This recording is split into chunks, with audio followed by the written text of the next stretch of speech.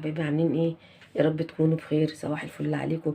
النهارده ان شاء الله اقدم لكم من مطبخي اكله سهله وبسيطه زي ما انتم متعودين، مع ميس امال. مش بحب المبهرجه، مش بحب الحاجات الغاليه، برضو حاجات كده على قد الايد، ولكن برضو بتفتح النفس وكويسه. النهارده ان شاء الله انا هعمل لكم صينيه وراك بطريقه سهله وجميله. فطبعا عشان ما اضيعش وقتكم انا عملت الخلطه بتاعتي. الخلطه ضربت طماطمتين كده مع بصلايه وملح وفلفل وشويه بهارات فراخ، وزي ما احنا عارفين الحاجات اللي عندي دي شويه صوص وشويه بابريكا. لو ما عندكيش خلاص مش مشكله، بس انا عندي وبقول لكم انا بستخدمها، بتقعد عندي شهور، ما بجيبهاش يعني واستخدمها كده وتخلص، لا بتقعد معايا بالشهور. فلو ما عندكيش خلاص كفايه عليكي ملح وفلفل وشويه بهارات فراخ وقطيتين كده، واللهم صل على النبي، بصلايه متوسطه.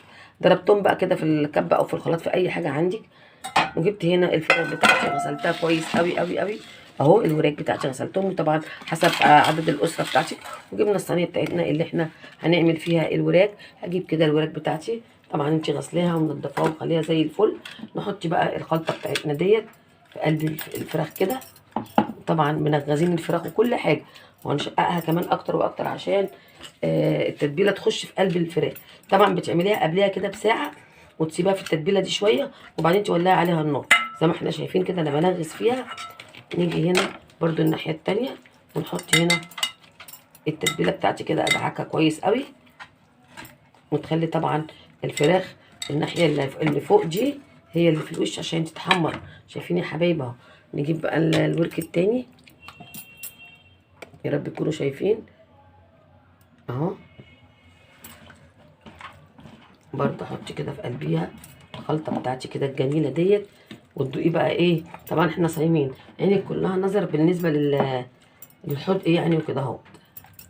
طبعا احنا خبره بقى ووقفنا في المطبخ 100 مره، فمش محتاجين ان احنا نقعد ندوق ونعمل. احنا عارفين برضو ايدينا ونظرنا، كل نظر بقى طبعا وشايف. حطي كده الورك طبعا، وانا قلت لكم الوراك حسب عددكم، يعني الثلاث وراك دول يكفوا 3 افراد. لو في طفل صغير كمان ممكن ياخد برضو معاكم يعني 4 افراد اهو يا حبايب قلبي. برضو انغص كده بالسكينه عشان الخلطه تخش في قلب اللحم، تبقى طعمها حلو وتبقى محدقه كده وحلو. انا مش بعمل من على الجلده من بره عشان ما اقطعش الجلده، عشان منظرها يبقى حلو اهو. شايفين الحلاوه بقى بتاعتها اهو، ريحه التتبيله جميله. حطي بقى بقيه الخلطه اللي طلعت ديت معايا، حطي بقيه الخلطه عليها. الخلطه دي كمان بتتغمس مع الوراك، بتبقى جميله قوي قوي قوي اهو كده.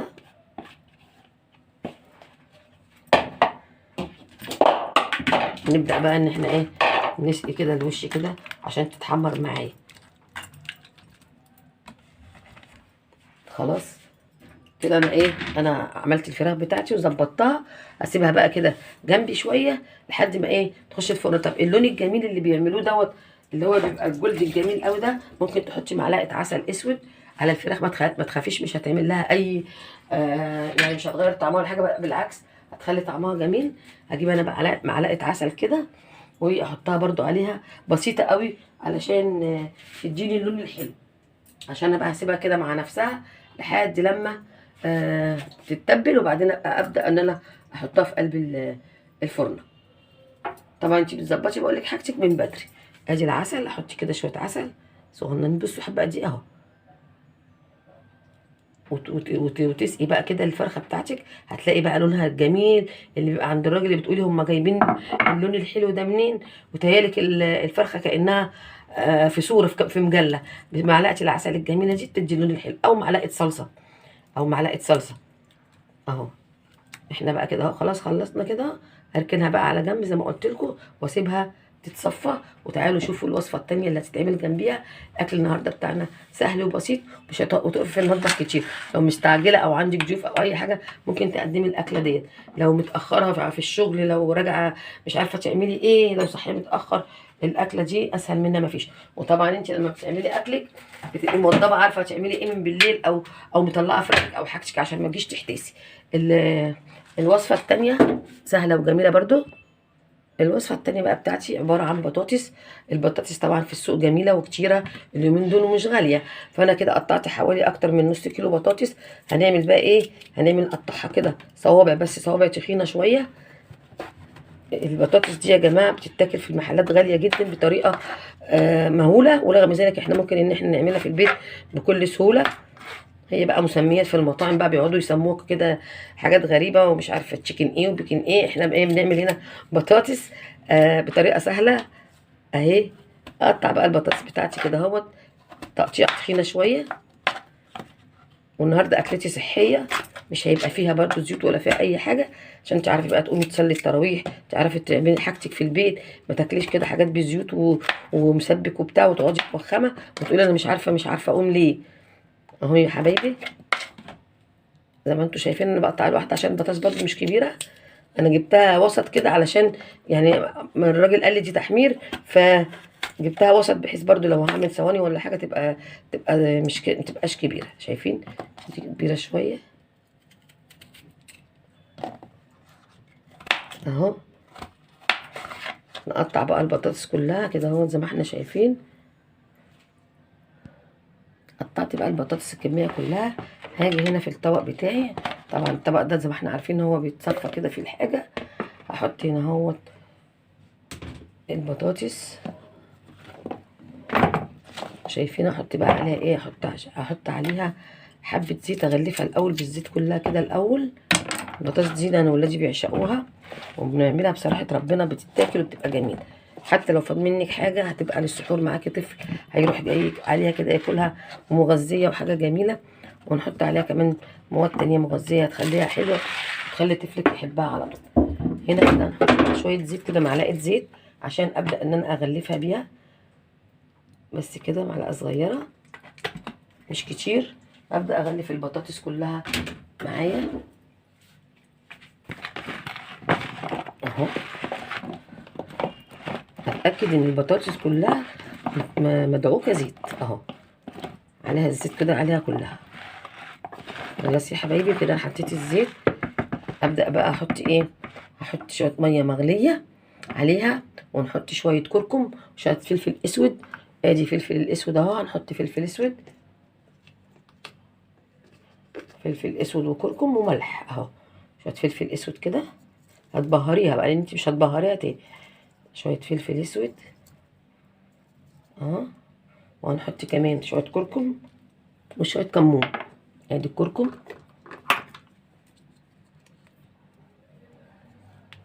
بلاش كاري، الكاري بيبقى حراق. الكركم حلو للعظم وحلو للمناعه وحلو لكل حاجه وهيديها اللون الجميل قوي ده. شايفين يا حبايبي اهو. انا حطيت كده واحط شويه كمون كمان، وكده البطاطس بتاعتي متبله وجاهزه، مش هحط فيها اي حاجه تاني. ولسه الملح طبعا ما تنسيش الملح، عشان دايما احنا صايمين بننسى الايه؟ بننسى الملح. ممكن بقى لو انت عايزه تحطي مثلا اللهم صل على النبي طعم، اي طعم من عند العطار مثلا، تحطي طعم اللحمه، طعم الكباب زي الشيبسي يعني حطي. بس انا هكتفي بالحاجات دي عشان انا ايه؟ مش عايزه يعني الطعم يتغاضى عليه. لو عايزه تحطي شويه شطه برضو حطي. خلاص كده اهو. مش عارفه الكمون راح مني فين، امال ادور عليه اهو.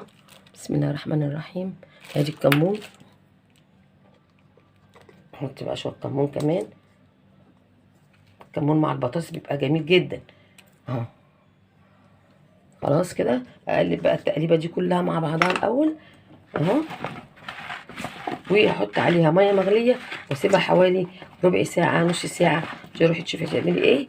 وبعدين تيجي نحطها بقى ونحطها في الصاج ونوريكم هتعملي الاكله بتاعتك تبقى عامله ازاي. احط بقى ميه مغليه انت مسخناها في الكاتل. وكمان يا حبايبي هنرش عليها معلقه نشا عشان تقرمشها، نفس الوقت تخليها سبايسي من يعني قصدي مقرمشه من بره وطريه من جوه. معلقه نشا كده، معلقه نشا ومعلقه دقيق عشان تخلي الخلطه ايه؟ تلزق معانا.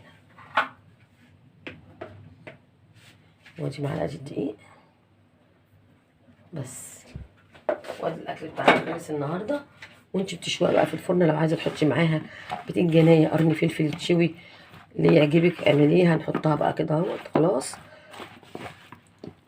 اتاكدي بس ان كل البطاطس اتغلفت بالخلطه اللي انت عاملاها دي عشان تبقى جميله كده وحلوه. شايفين يا حبايب قلبي اهو. حطي بقى الميه المغليه عليها الميه المغليه دي فايدتها ايه؟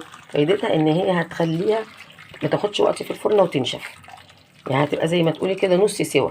شايفين الميه بتاعتها بقت ملونه ازاي؟ الميه بقى دي هتديها اللون، هتدي اللون في البطاطس الجميل اللي هيطلع بقى اهو. نركنها بقى على جنب كده وتروحي تشوفي تعملي ايه، وبعدين نبقى نرجع نعمل مع بعض اللي احنا هنعمله.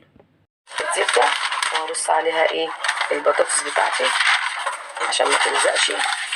شايفين يا حبايبي كده؟ طبعا البطاطس خلاص احنا صفيناها. احط هنا كمان حته كده ورقه الزبده التانيه. هندهن برضو زيت كده على الورقه برضو عشان البطاطس. بصوا ما باخدش كتير، بعوز بس ايدي كده بسيط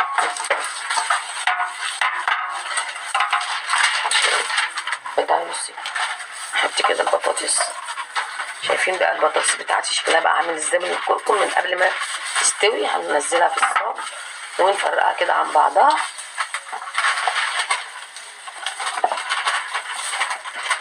نبدأ ان احنا ندخلها الفرن. ورقة زبدة هنا كده كده. شايفين حبايب قلبي؟ الأكلة سهلة وبسيطة ما فيهاش أي افتكاسة، بس مغذية وفيها فوائد كتيرة ومش مكلفة زي ما احنا شايفين. هنفرد بقى البطاطس بتاعتنا، نفردها كده ونحطها في الفرن. مش هتاخد معانا وقت لأن احنا حطينا مية سخنة. يلا بقى بينا نحطها في الفرن ونرجع نقول لكم عملنا ايه. البطاطس بلونها الجميل الذهبي ده وما خدتش معانا زيت خالص اهي، طلعت مستويه وزي الفل. وعندنا الفراخ باللون الجميل الجولدي اللي انتوا قلت لكم سرها معلقه العسل والمخلل بتاعنا اللي احنا كنا عاملينه مع بعضينا، والزيتون برضو اللي عاملينه مع بعض. شايفين الحلاوه والجمال؟ عيالي جعانين لان المغرب بيأذن. انتوا سامعين؟ خلاص يما كفايه كده. يلا النبي هيزعل مني.